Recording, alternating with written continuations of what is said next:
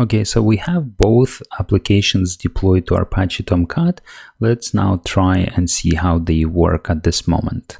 I will go to my database and I will select the photo app database, and then I will delete everything from users and I'll delete everything from addresses. You don't have to do it. I just want to have a clean database so that I can start with user 1. And now I will switch to a Postman and I will create a new user. Now I have this HTTP post request to /users running on port 8080, and I will send HTTP request to create a new user with username test1@test.com. Let's do that. Okay, I'll scroll down and here we have a new user created. And if I switch to a database, I should be able to see that user there as well. Let me select everything from users. I will run this command. And here we go. So we have email verification token generated. Now let's try to verify this user first by sending HTTP request using Postman, just to make sure that this part works. And then if this part works, we will then send this HTTP request using our page that we have created with the email verification service. Okay, so I'll go back to Postman and I will open a new tab. I don't need to log in. Let's open this tab. So we have HTTP GET request to /users. Let's remove this information and look up what should be the URL to trigger the email verification service. So this is my Spring Tool Suite. I'll go to REST controller.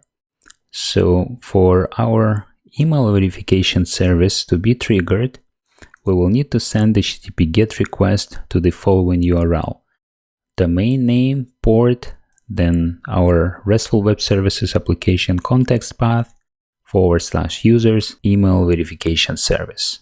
Okay, so I will copy this URL and I will now go to Postman and I'll paste it here. I don't need to provide any headers. The authorization header is not needed here because this web service endpoint is public. We have configured it to be public. Now let's provide correct token value. So I'll go back to a database and we have email verification token value here. I'll do right mouse click and I will copy this value. Copy field. Now I will go back to Postman and I will paste the field as a value for this URL query string request parameter, like this. And I will remove single quotes, which are at the end and at the beginning. We don't need single quotes, just the token value. Okay, so now let's send it. I'll hit enter. And we got back could not find acceptable representation. This is because of this accept header. So I'll remove this as well, send it again. And here we go. We have operation result success. Verify email is the operation name. So the email verification web service endpoint is working. Let's go to a database and select all from users again. The email verification status should be set to 1 and email verification token should be empty now. So let's try it. So here we go. So email verification status is working.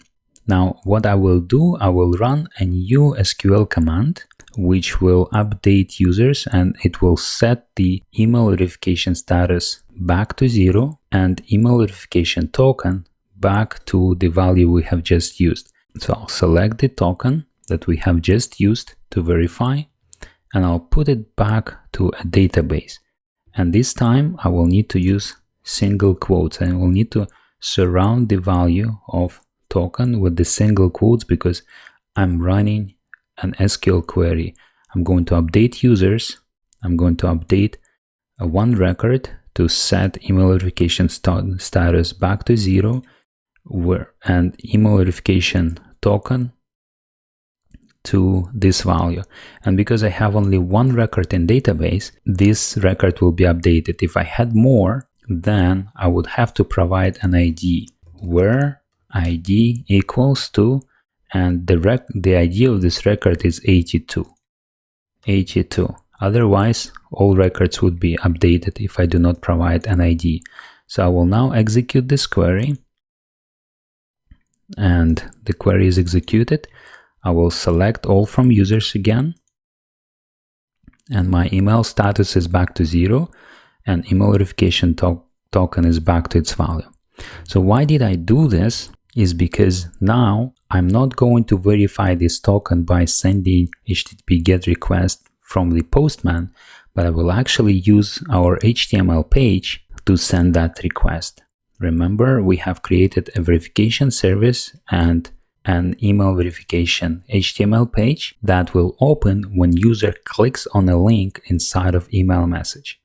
When user clicks on that link, this page will open and it will send this HTTP GET request. So let's do that. So I'll switch back to my browser. I have verification service running here, and the page that I need to open in this email verification service is called email-verification.html. So I'll put the name of this page here, and then question mark, request parameter is called token, equals, remember it's going to look for this request parameter, its name is token, and then we need to provide token value. And token value I can again read from the database. I will select this field, right mouse click, copy field, go here and paste it. Now I will delete the single quotes at the end, and I will delete a single quote at the beginning of the token value, like this. And I will hit enter. And here we go. The successful verification block is displayed, and this is because our response contains operation result which is equal to success. Now if I attempt to load this page again, I should get this result, and this block displayed verification link has expired. Let's switch back to browser window and hit this page again. And here we go. And this is because the database record has been updated. Let's go there. So email verification status is no longer 0, it's 1 because token has been verified, and email verification token has been set to null. So let me select all from users, and here we go. So it's working. Our email verification service and the page is working, and the next step for us will be to add Java code to our RESTful web service, which actually sends this email message which contains email verification link. We are going to send email message with Amazon Simple email service, and we will add Java code that sends this email message using Amazon Simple email service at the time when user is created using our API. So let's do that.